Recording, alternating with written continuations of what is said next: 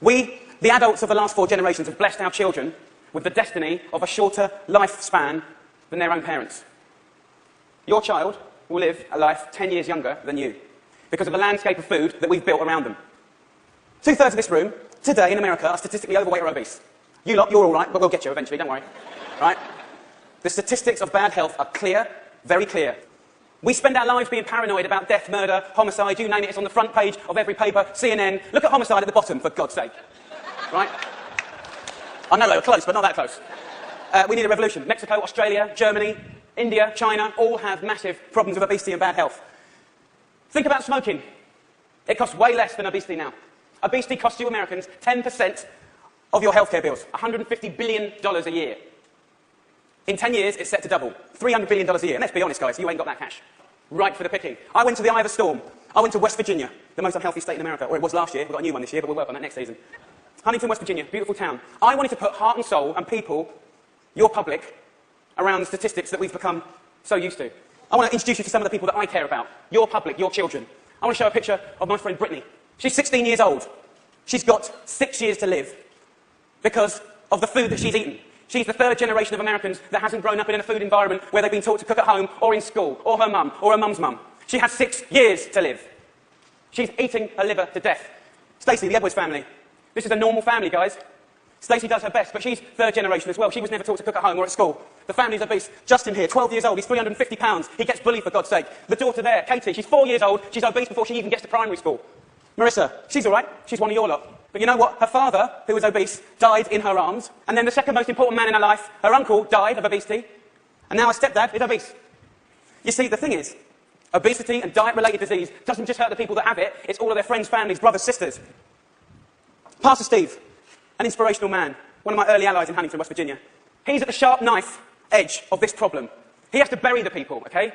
And he's fed up with it. He's fed up with burying his friends, his family, his community. Come winter, 3 times as many people die. He's sick of it.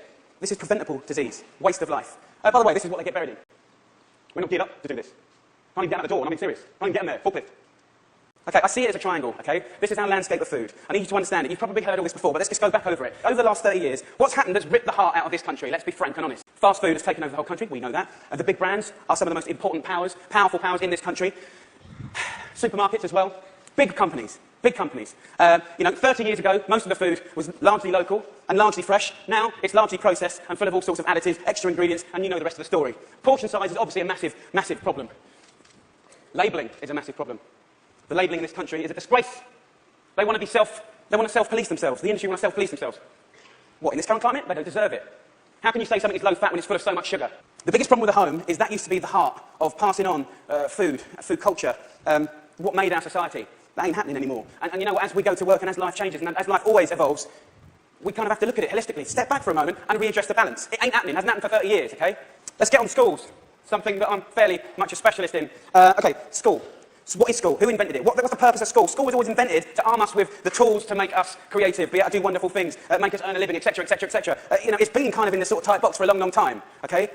But we haven't really evolved it to deal with the health catastrophes of America, okay? School food is something that most kids, 31 million a day actually, have twice a day, more than often, breakfast and lunch, 180 days of the year. So you could say that school food is quite important really, judging the circumstances. Now, if I came up here, and I wish I could come up here today, and hang a cure for AIDS or cancer, you'd be fighting and scrambling to get to me. All this bad news is preventable. That's the good news. It's very, very preventable. So let's just think about, we've got a problem here, we need to reboot. Okay, so in my world, what do we need to do? Here's the thing, right? It cannot just come from one source. To reboot and make real, tangible change, so that I can look you in the white of the eyes and say, in 10 years' time, the history of your children's lives, happiness, and let's not forget, you're clever if you eat well, you're going to live longer, all of that stuff, it will look different, okay? So, supermarkets. Where else do you shop so religiously? Week in, week out. How much money do you spend in your life in a supermarket? Love them. They just sell us what we want, all right. They owe us to put a food ambassador in every major supermarket.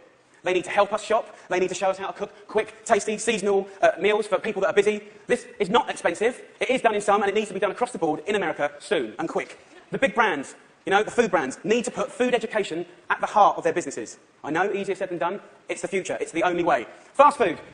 With the fast food industry, it's very competitive. I've had loads of secret papers and dealings with fast food restaurants. I know how they do it. I mean, basically, they've weaned us on to these hits of sugar, salt and fat and X, Y and Z, and everyone loves them. right? So these guys are going to be part of the solution, but we need to get the government to work with all of the fast food purveyors and the restaurant industry, and over a 5, 6, 7 year period, wean us off the extreme amounts of fat, sugar, fat, and all the other non-food ingredients. Now, also, back to the sort of big brands, labelling, I said earlier, is an absolute farce and has got to be sorted. Okay, school. Obviously in schools, we owe it to them to make sure those 180 days of the year, from that little precious age of 4 to 18, 20, 24, whatever, they need to be cooked proper, fresh food from local girls on site, okay? There needs to be a new standard of fresh, proper food for your children, yeah? Under the circumstances, it's profoundly important that every single American child leaves school knowing how to cook 10 recipes that will save their life. Life skills. That means that they can be students, young parents, and be able to sort of duck and dive around the basics of cooking no matter what recession hits them next time. If you can cook, recession money doesn't matter. If you can cook, time doesn't matter. The workplace, we haven't really talked about it. You know, it's now time for corporate responsibility to really look at what they feed or make available to their staff. The staff are the mums and dads of America's children. Marissa, her father died in her hand. I think she'd be quite happy if corporate America could start feeding their staff properly. Definitely they shouldn't be left out. Let's go back to the home. Now, look, if we do all this stuff, and we can, it's so achievable. You can care and be commercial, absolutely. But the home needs to start passing on cooking again, for sure. For sure. Pass it on as a philosophy. And for me, it's quite romantic, but it's about if one person teaches 3 people how to cook something, you know, and they teach 3 of their mates, that only has to repeat itself 25 times, and that's the whole population of America. Romantic, yes, but most importantly, it's about trying to get people to realise that every one of your individual efforts makes a difference. We've got to put back what's been lost. Huntington Kitchen. Huntington, where I made this programme, you know, we've got this primetime programme that hopefully will inspire people to really get on this change. I truly believe that change will happen. Huntington Kitchen, I work with the community. I worked in the schools. I found local sustainable funding to get every single school in the area from the junk onto the fresh food. $6,500 per school. That's all it takes, $6,500 per school. The kitchen is $25,000 a month, okay? This can do 5,000 people a year, which is 10% of their population, and it's people on people. You know, it's local cooks teaching local people. It's free cooking lessons, guys. Free cooking lessons in the main street. This is real tangible change. Real tangible change. Around America, if we just look back now, there's plenty of wonderful things going on. There's plenty of beautiful things going on. There are angels around America doing great things in schools, farm-to-school setups, garden setups, education. There are amazing people doing this already. The problem is they all want to roll out what they're doing to the next school and the next, but there's no cash.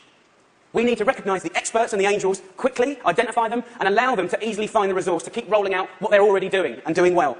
Businesses of America need to support Mrs. Obama to do the things that she wants to do.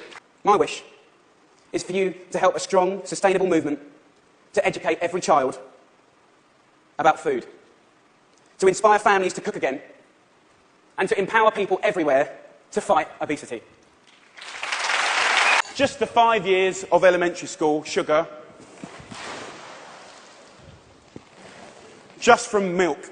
Just the 5 years of elementary school sugar, just from milk. Just the 5 years of elementary school sugar,